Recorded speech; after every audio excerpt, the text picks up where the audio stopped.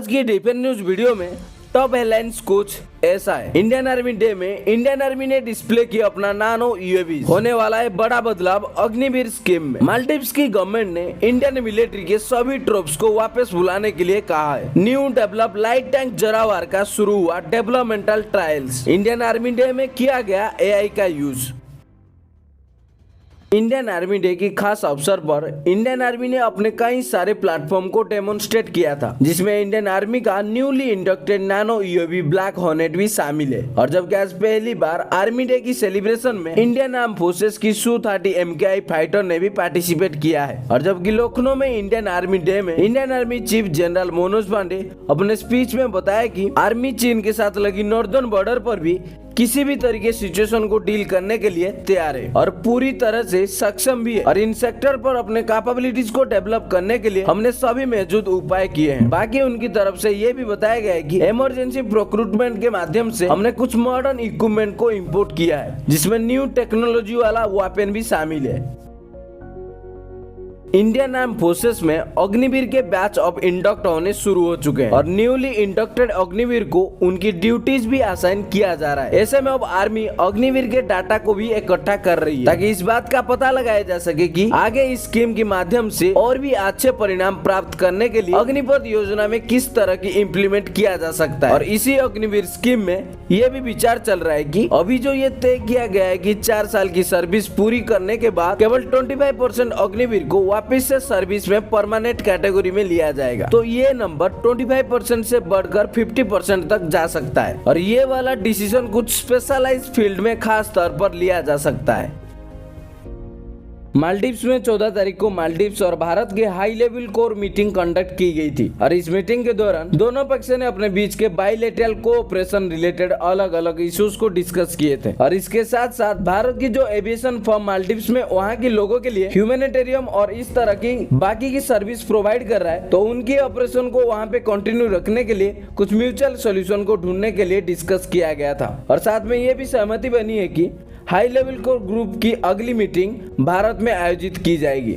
लेकिन एक अलग चीज देखने को मिली है कि इस मीटिंग को लेकर भारत और मालदीव्स दोनों की तरफ से जो स्टेटमेंट जारी करी गई है, तो दोनों की स्टेटमेंट में कुछ चीज अलग है। और अभी जो हम बोल रहे थे, ये भारत की तरफ से जारी करी गई ऑफिशियल स्टेटमेंट है और मालदीव्स की तरफ से जो स्टेटमेंट जारी करी गई है वो अलग है। जहाँ भारत ने अपनी स्टेटमेंट में ये लिखा कि मालदीव्स में भारत के एविएशन प्लेटफॉर्म के ऑपरेशन को कंटिन्यू रखने के लिए म्यूचुअल सोल्यूशन को रखने के लिए। दूसरी तरफ मालदीव इसके बदले ये जारी करी कि इंडिया ने अपने मिलिट्री पर्सनल को वापस लेने वाले प्रोसेस को फास्ट ट्रैक करने पर सहमत हुआ है। और जबकि 14 तारीख को मालदीव्स गवर्नमेंट की भी अनाउंस की गई है कि भारत अपने सभी मिलिट्री पर्सनल को 15 मार्च तक वापस बुला ले। और इससे पहले मालदीव्स की प्रेसिडेंट इस बात की भी संकेत दे चुके हैं कि वो हेल्थ और मेडिकल सर्विस के मामले में भारत पर से अपने डिपेंडेंसी को कम करेंगे।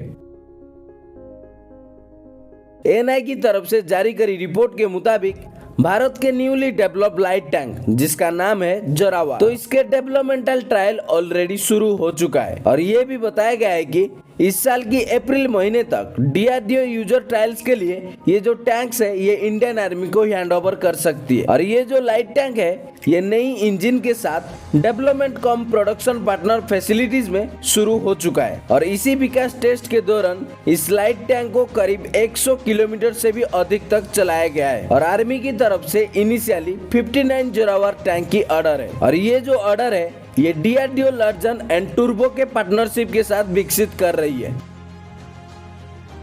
इंडियन आर्मी इस साल लखनऊ में अपने आर्मी डे परेड के दौरान सबसे बेस्ट मार्चिंग कंटीजेंट को आइडेंटिफाई करने के लिए पहली बार आर्टिफिशियल इंटेलिजेंस की मदद ली जाएगी। और इस बार आर्टिफिशियल इंटेलिजेंस तय करेगा कि आर्मी डे परेड के दौरान कौन से कंटीजेंट ने सबसे बेस्ट ड्रिल कंडक्ट करी है और ऐसे कैसे होगा।